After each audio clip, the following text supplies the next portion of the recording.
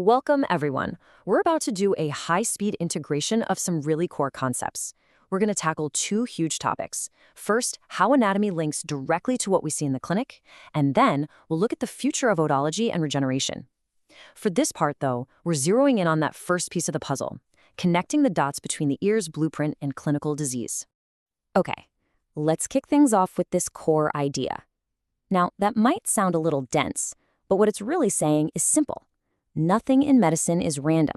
A disease is just a logical result of something breaking in the original design. So if you really, truly understand the blueprint, you can practically predict the problem. It's all about knowing the why behind the what. So, what is the fundamental secret to understanding the ear? It's this.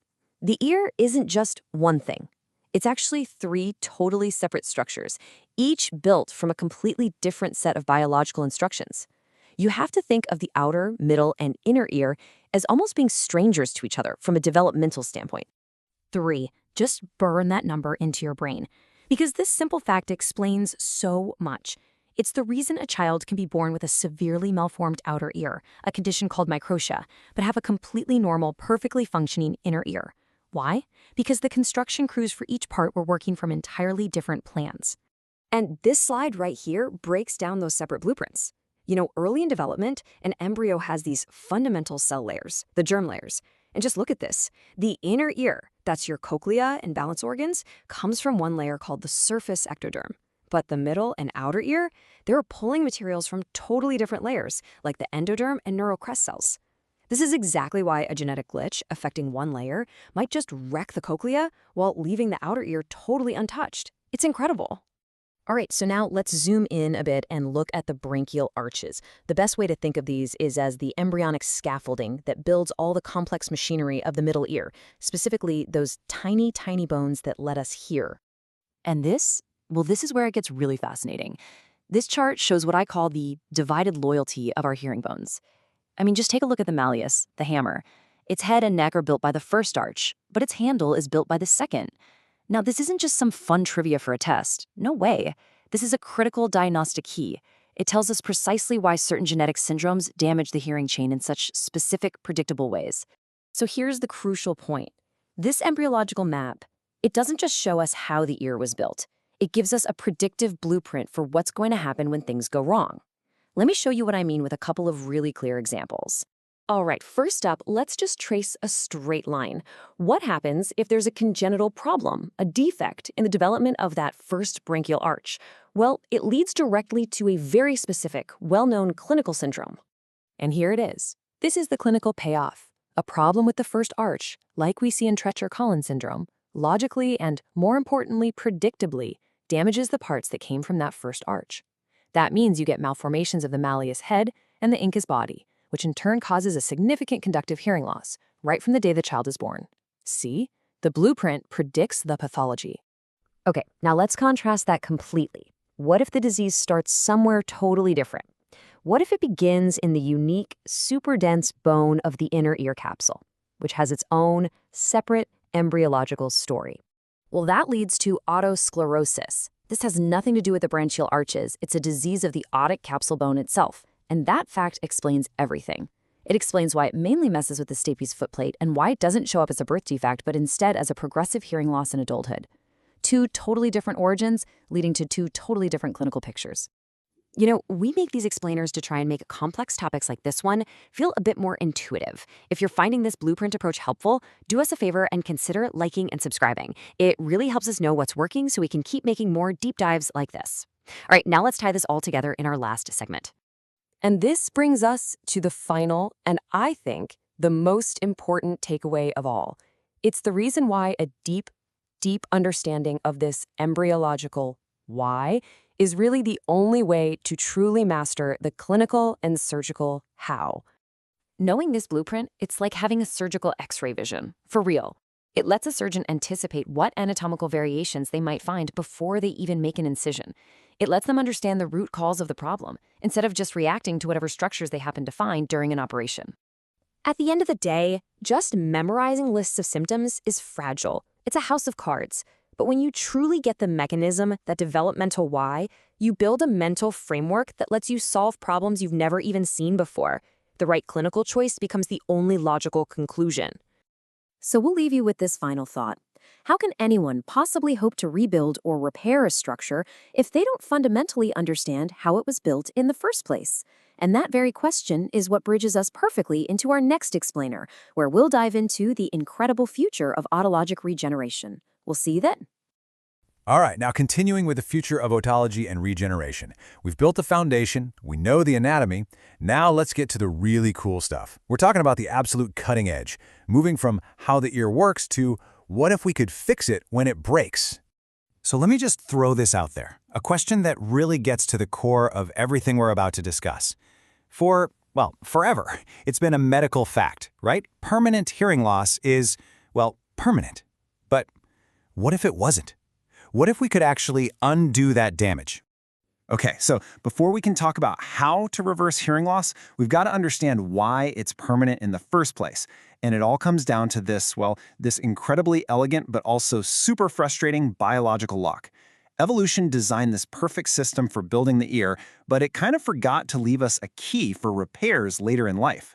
And really, it all comes down to one single critical gene. It's called OTO1. The best way to think about it is like a master switch. When you're an embryo and your ear is forming, if this OTO1 switch gets flipped on and a cell, boom, that cell is now on a one-way track to becoming a sensory hair cell. Switch stays off, no hair cell. It's really that black and white. But here's where things get really, really clever. A cell that flips on its OTO1 switch doesn't just control its own destiny. Oh no, it becomes the boss of the neighborhood.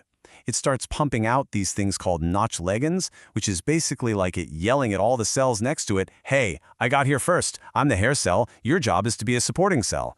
And that process, which we call lateral inhibition, is how you get that perfect, beautiful one-to-one pattern of hair cells and supporting cells. And this right here, this is the whole problem for us mammals. See, once we're born, that ATOF1 master switch in our supporting cells gets locked in the off position, permanently. But check this out. Birds, fish, amphibians, they don't have this problem. If they damage a hair cell, their supporting cells can just flip that ATOF1 switch right back on and make a new one. It's amazing. So they have this built-in repair kit that we, for whatever reason, lost along the evolutionary way. So, okay, nature locked the door and threw away the key. The big question for researchers is, can we pick that lock? Can we hack the system? That's really the entire goal here, to figure out how to wake up that sleeping potential that we know is just sitting there inside those supporting cells. And the basic strategy is actually pretty straightforward. I mean, think about it. The supporting cells are already there, in the perfect spot. They came from the exact same original cell line as the hair cells did.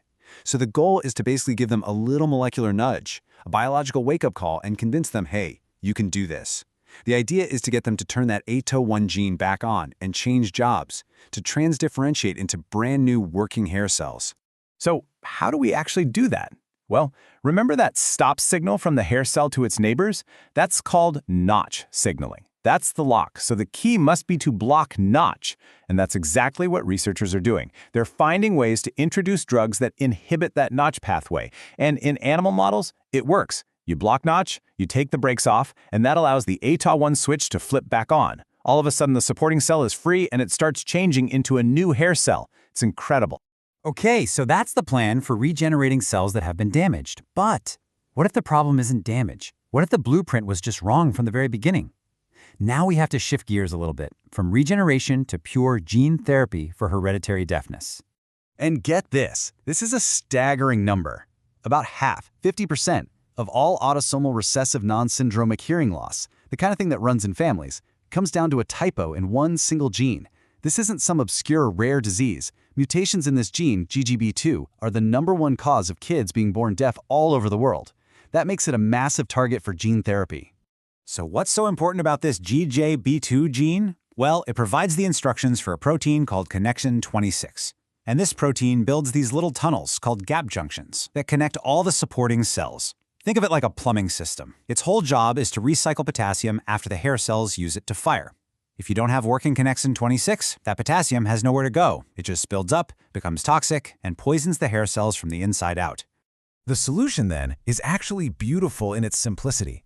You take a good, working copy of the GJB2 gene and you package it inside a virus that's been totally neutered, so it can't make you sick, usually something called an AAV. This virus is now your molecular delivery truck. You inject it right into the inner ear, it goes into the cells, and it drops off its cargo, the correct genetic code. The cells can then start building the right protein, that plumbing system gets fixed, and the hearing is restored. And hey, here's a quick clinical pearl for you. If you're getting a lot out of these deep dives, do me a favor and hit that like and subscribe button. It genuinely helps us keep making more of these custom medical explainers for you. All right, we have just been to the absolute frontier of medicine. So, to bring it all home, let's switch gears and do a rapid-fire review. I want to lock in the most important, high-yield facts that you absolutely have to know from this whole masterclass. Fact number 1, this is just wild. By just 10 weeks of gestation, the inner ear is already full adult size. That's why you can put an adult-sized cochlear implant into a tiny baby, and it fits perfectly. The garage is already built. Fact number 2, and we just talked about this, GJB2 mutations coding for connexin 26. They are, without a doubt, the #1 cause of autosomal recessive hereditary deafness in the world. If you see a kid with hearing loss from birth, GJB2 has got to be on your mind. Number 3, remember the labyrinthine artery. It is a terminal artery. That means there's no backup, no collateral circulation.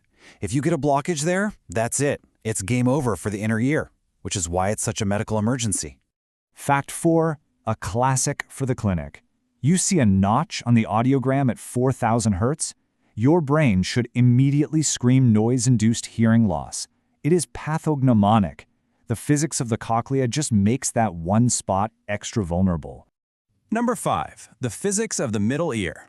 It has one critical job: overcome the 30 dB impedance mismatch between air and fluid. And how does it do it? 2 ways. The area difference between the eardrum and stapes footplate gives you 25 dB, and the ossicular lever action gives you another 2 dB. It's a beautiful little amplifier. And finally, fact number 6, the 2 types of hair cells. Remember, the inner hair cells are the actual microphones. They are the true auditory receptors, sending 95% of the information to the brain. But the outer hair cells? They're the cochlear amplifier. They literally dance and contract to sharpen and boost the signal. One is the sensor, the other is the supercharger. So, that brings us to one final big picture question to leave you with. As we look at all this stuff, gene therapy, notch inhibition, regeneration, you have to wonder, are we watching the field of otology change right before our eyes? Will the otologists of the future be defined more by their skill with a scalpel or by their mastery of molecular biology?